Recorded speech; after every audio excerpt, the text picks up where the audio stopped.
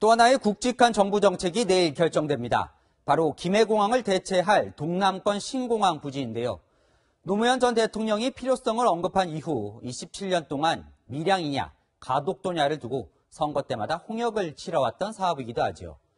이명박 정부도 박근혜 정부도 이 동남권 신공항 건설을 공약으로 내걸고 당선됐지만 이 취임 후엔 경제성이 낮다며 백지화시켰습니다. 박근혜 정부는 이 신공항 대신에 기존 김해공항을 확장하기로 결정을 했죠. 하지만 이 역시 뒤집힐 것으로 보입니다. 문재인 정부는 가덕도 신공항을 염두에 두는 분위기인데요. 그렇다면 이 가덕도는 어떤 곳일까? 4년 전 프랑스 전문가들의 평가 결과는 이랬습니다. In our view, Gadeok is not a natural airport site. Thus, site formation is costly and challenging. 당시 밀양 부지보다도 낮은 점수를 받았던 가덕도 신공항이 다시 살아난 이유. 내년 부산시장 보궐선거용이라는 말이 나옵니다. 전혜정 기자입니다. 김해공항을 확장하는 김해 신공항안이 백지화될 전망입니다. 국무총리실 산하 김해 신공항 검증위원회는 김해 신공항 추진이 어렵다는 쪽으로 결론 내린 것으로 알려졌습니다.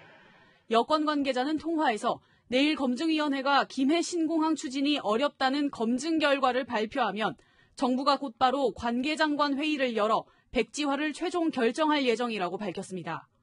검증위가 국토교통부의 김해공항 확장안 기본계획을 11개월간 검증한 결과 비행기 이착륙 시 인근 산과의 충돌 우려와 소음 등의 이유로 결격 사유가 있다고 판단한 것으로 알려졌습니다.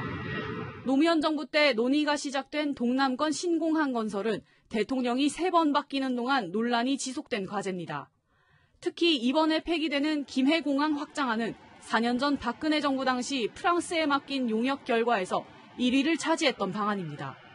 하지만 또다시 백지화 수순을 밟게 되면서 국민들의 혼란만 가중시킨다는 비판이 제기됩니다. 동남권의 전체에 대한 후보지를 처음부터 다시 밟아야 되는 이런 혼란이 예상이 됩니다. 대구 경북의 그 통합 공항 이전 계획까지도 영향을 받게 되고요.